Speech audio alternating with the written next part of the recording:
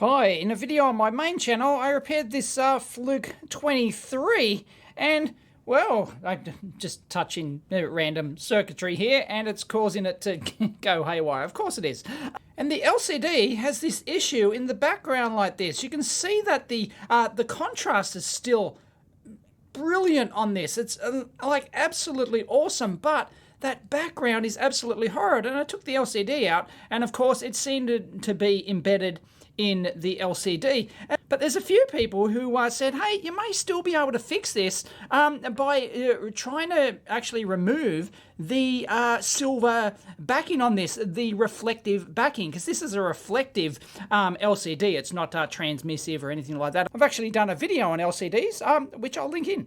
So I guess here is a before shot and we'll have a look afterwards. I'm not sure I'm going to actually be able to do this. I could actually make it worse, ruin it, but you know, it's worth a shot just for educational purposes. So we'll just get the clips off there and that will get our LCD, get access to the LCD, and then we can lever that out. The elastomeric zebra strips, better to call them zebra strips. Try and pronounce elastomeric. Actually, that's not bad. Sometimes I just can't do it. Someone actually asked in the previous comments, how do you reattach these zebra strips if they come off? Well, the good thing about zebra strips is that you don't have to worry about it. They're actually not. The only thing holding it on there is just its natural, it's not even natural stickiness, it's just like rubber. Like in long term, it's just sort of, sort of like held itself on there. But there's actually nothing attaching that. And the thing with elastomeric or zebra strips is that they might need the, macro lens. There you go, you can see that there are individual little contacts on there. So I zoomed in quite a bit, and of course you can stretch that. I'm stretching that like that, and this means that it gives you many, many different contact points at the same scale.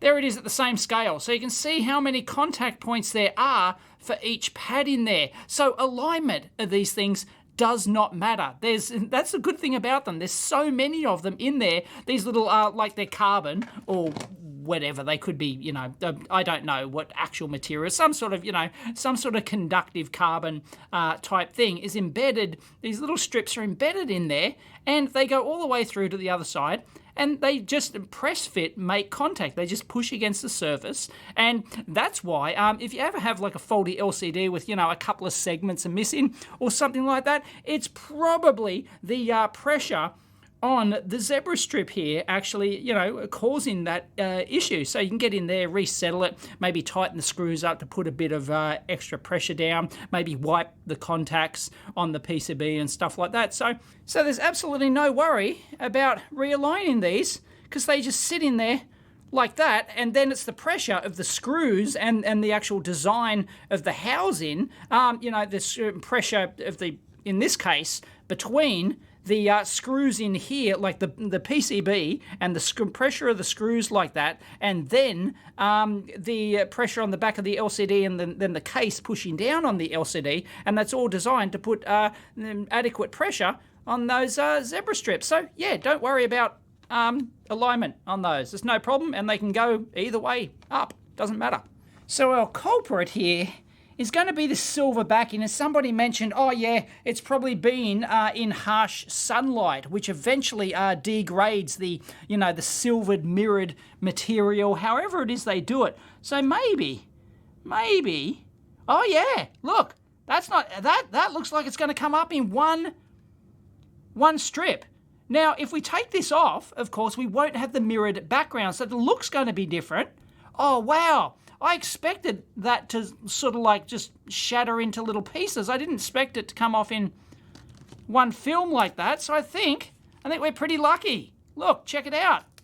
We're pretty lucky. And there it is. Oh, there we go. It cracked. That's what I expected. It actually cracked when we took that off. So now all I need is basically a replacement adhesive backing material. So like why it's failed like that, if anyone knows the exact reason you know, the like chemistry reason behind how that happens, then, you know, please leave it in the comments. Like, you know, like it's almost as if like it's evenly leached from the edges and then slowly like just leached its way in somehow. I don't know, you know, look, I got no idea. Maybe I could ask Mrs. EEVblog. She's a chemist. What's left over here? Yeah, there's a bit of back-in left on there. What is that? Ugh, yeah. Anyway, you can also see, maybe that just needs a clean, but you can see those markings on the back as well. And, of course, this will still work. I'll actually put it back together, right? I'll put it back together and show you that this will actually still be fine. But you just won't get the really good contrast because you won't have that mirrored reflective back-in. So the light passes through and then reflects off the mirrored back-in. Basically, this is how a reflective LCD works. So what's happening here, this looks like it's two layers. There's the reflective foil back-in, sort of like mirrored back-in, and then what came off before, that's your polarizing material. So your polarizing material is just shattered, and just, yeah, that's what's actually shattered there, all that polarizing material. But it looks like the problem is not in the polarizing material. It looks like it's in that foil back-in. Or is there another layer of something in there?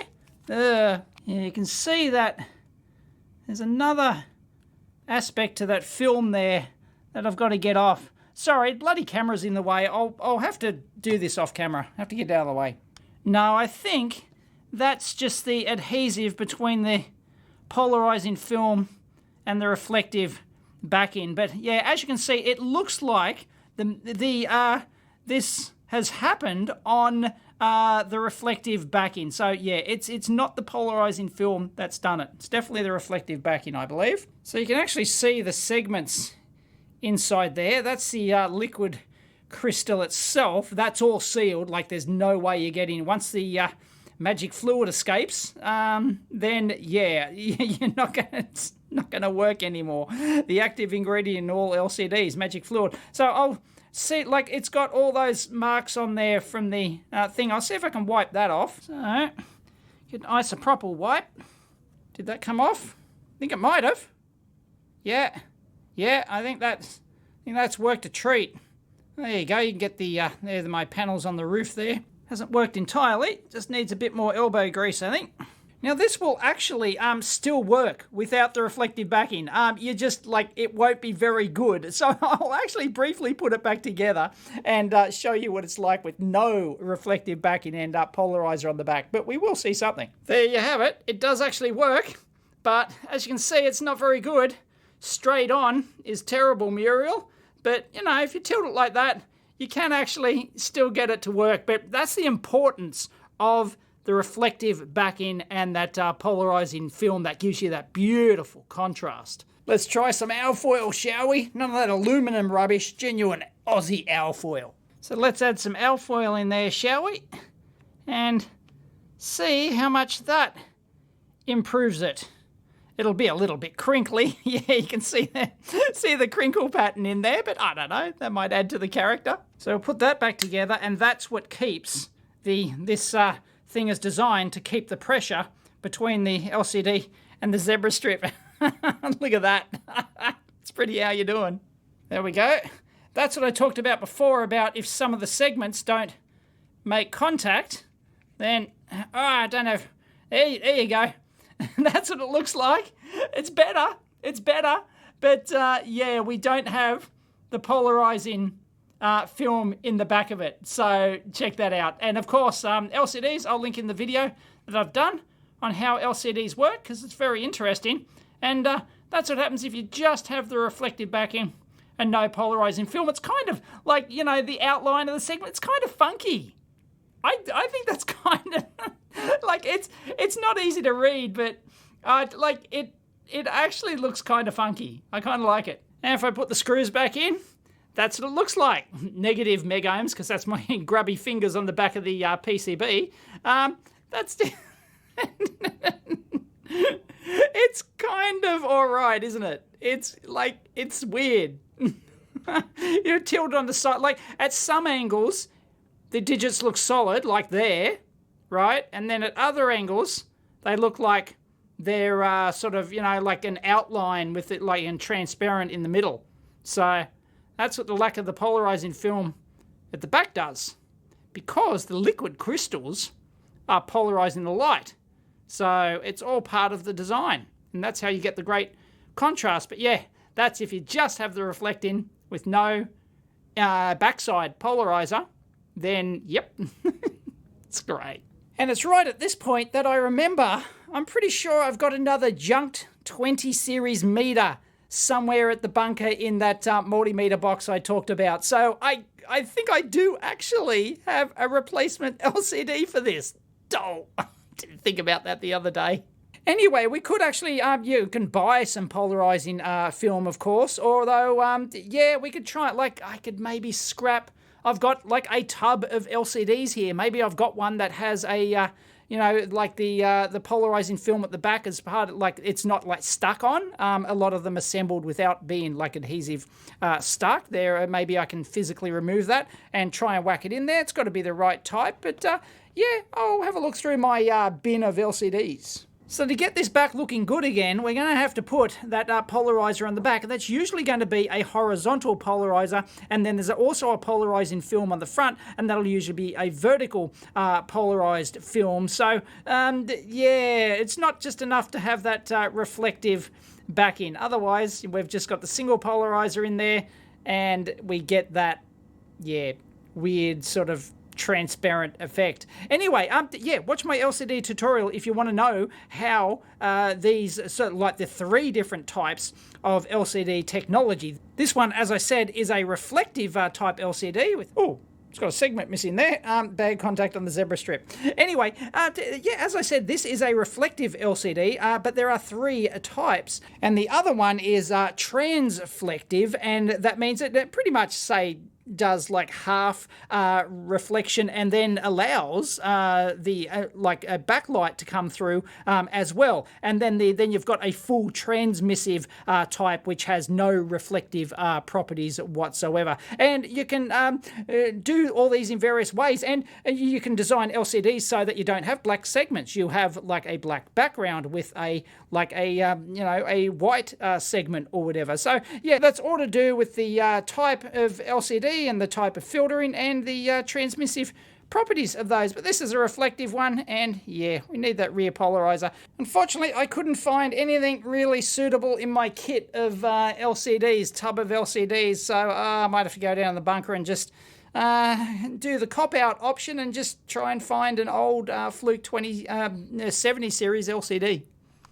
All right, I'm down here in the bunker with a tub of old meters. This is actually my not the boxes, not the 2 boxes of multimeters I've got, but this is a box of just, I don't know, random old multimeters. And here is the first, right, geez, the color balance in here sucks. Here is the first digital meter that I ever owned. The SAW ME533. I'm sure I've done a video on that. I did not buy this one because I couldn't afford a digital multimeter back then. It was actually given to me by my cousin who was into repairing pinball machine, like, you know, arcade machines and stuff like that. Didn't really know him well, but anyway, he this was surplus to requirements to him, and I thought this was the absolute duck's guts. I was maybe, you know, I was like 10 at the time or something like that, you know, 10, something like that. I just had my analog meter, of course. And so anyway, so that's my first ever digital multimeter. I believe it still works. So anyway, I was very disappointed. I was devastated when Fluke came out. I just tweeted this the other day, actually. Fluke, and I'll see if I can put the ad up here. Fluke actually came up and they posted this ad which, like how to beat the high cost of cheap meters. And there was this meter. I think it was like the upgraded model with an extra button or something, and it had extra current range or something. And it was, yeah, and it was just like beat up, held together with gaffer tape or something in the background. And there's this shiny new Fluke in the foreground. So yeah, I was absolutely devastated when I saw that because I thought it was the duck's guts. Anyway, yeah, these are probably like old mailbag meters, but ta-da! Here we go. a Fluke 70 series. This would have been, I'm sure, this would have been the one that I blew the arse out of, wouldn't it? So yeah, I'm gonna take that back, and I think the LCD, look, it's still even got the protective film on it. Jeez. Anyway, so I'm gonna take that back, and that will work a treat. Winner, winner, chicken dinner. And here it is. Anyone remember that video with Doug Ford and his, what was it, 40 joule or was it 400 joule destroyer of meters? And yeah, that was a famous old video that I had. I think, you know, I don't know, did it go viral at the, not, well, went viral for like 11 years ago anyway. And yeah, people love that, where I blew up a meter. And I believe this was the one that I blew up. The knob actually blew off from it. So yeah, it's somehow reattached, but if I remember rightly, yeah, it's just the like the input MOVs or something blew, and probably the fusible resistor as well. Ooh, I've got feet. I can use those, but let's crack this sucker open. Got myself some new screws too I can use, and I could probably reuse the bottom half of this case too, with the threaded studs that I had. Like it should be, although this is a Series 2. This is a Series 2, but I don't believe there's any, I don't think there's any physical differences. Can't reuse the entire case because, you know, we don't have the amps jacks over here because this one doesn't measure current. But still, got ourselves some new screws, new bottom half case, make it into a Franken monster. So let's take it open up. Yep. Yeah, I think that there's a bit of charring around the MOVs down there, and the input resistor looks fine, so that's all right. Let's take it out. Hello. Oh, what? Somebody's bodged it. That was not me. That was not me. I have to re-watch the previous video.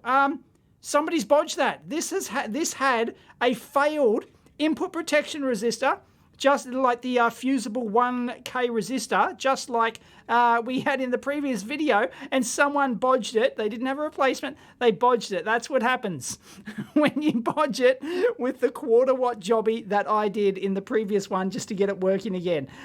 So that'd be interesting if I replace that to see. Oh, yeah, that trace has come off there. Come and gutser. But yeah, it'd be interesting to know if that still works. Oh, look, now we've got the surface mount Tance now. So yeah, that's the Mark II job. Series 2 job. Anyway, yeah, we can get the LCD out of that. More Ernie Bernie marks. Another interesting difference between the Series 1 and Series 2 is that the Series 1 has the silkscreen printed on the outside like this, whereas the Series 2 has the silkscreen printed on the inside. I guess they learnt that, you know, this was, even though it's on the inside there, that'd still be very well protected, but I don't know. They determined that when they upgraded this, that, I don't know, it was easier, better, whatever, to put it on the LCD itself. So there you go. Yeah, so I can't just swap out the LCD module because then I'd have Fluke 70 Series 2 underneath that, and that would kind of suck. But anyway, so yeah, I'll have to physically remove the LCD itself. For those curious to know, yes, they haven't gone to gold plater yet. Still that tin plate rubbish. It looks like they haven't changed the plastics there at all either. So we'll just extract that from there, and we'll get this one out of here. It's going to be a little bit stuck after all these years. Yeah, it's stuck on the zebra strips. So we'll keep everything original, shall we?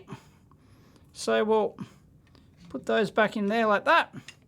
Then we'll transplant. Oh, don't need my dodgy back in anymore. Transplant that over, and ta-da, that will work a treat.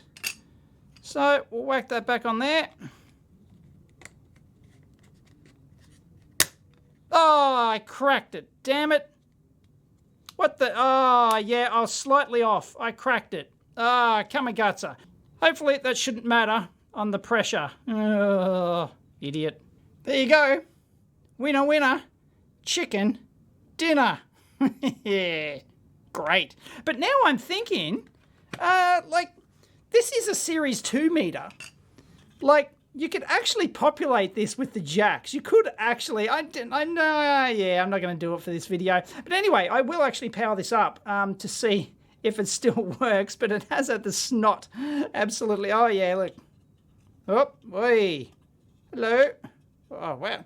Looks more like it's chipped away rather than it's, no, it's blowing away.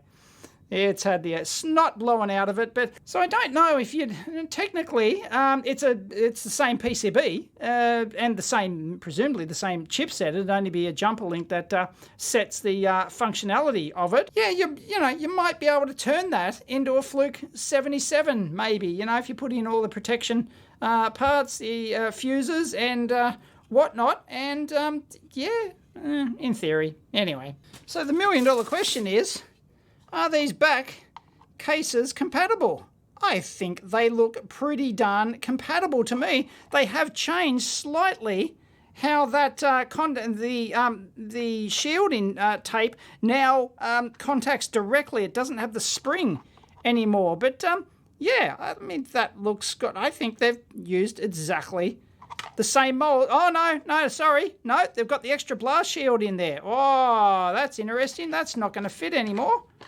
No. Oh, no. I could shave that off. If you were really desperate, you could shave that off. So, yeah, the new PCB has the shield there, separating the volts and the protection stuff, just for some extra clearance there. So, yeah, that's very nice. So they upgraded that design a little bit to go from like the previous little tiny slot here that they had. But that was it. So yeah, we'll have to stick with the previous one. But there you have it. That is now a working Fluke 23 multimeter with replacement LCD. Winner, winner, chicken dinner. But I got a bonus holster for it. Ouch, ouch, Ernie Bernie. I had to turn this on quickly. I was touching the back of this, and it doesn't come on. Like, you probably might have seen that. And I was just putting my finger on the back, and I burnt myself, probably through that resistor there, was heating up. I was just, handling the thing, and the energy from the 9-volt battery is going through there. So yeah, this is one sick puppy. Yeah, that might have to be another. It must have been that, because it must have been that resistor there, bodged on the back, that the 9-volt battery was just causing it to do that. So yeah, I turned it on, and I had my hand on the back, and all of a sudden, yeah, Ernie Bernie. So that's interesting. Yeah, that one's one sick puppy, but the LCD comes on, everything. So I think the processor might still be good. Could potentially repair this thing. Because I'm going to snip that out of there. Right, I'm going to get that out. Well, yeah, I guess I could measure it. Oh, geez, why not? Look, you know what? But it's going to be open. Yep, it's open. Right, so let's plug the battery back in. See if it burns me again. Nah, there you go.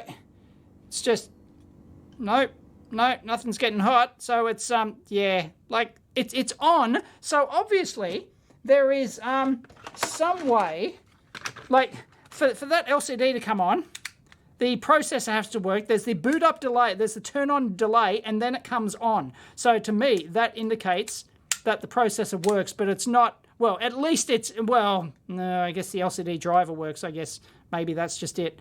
But yeah, anyway, that's one sick puppy.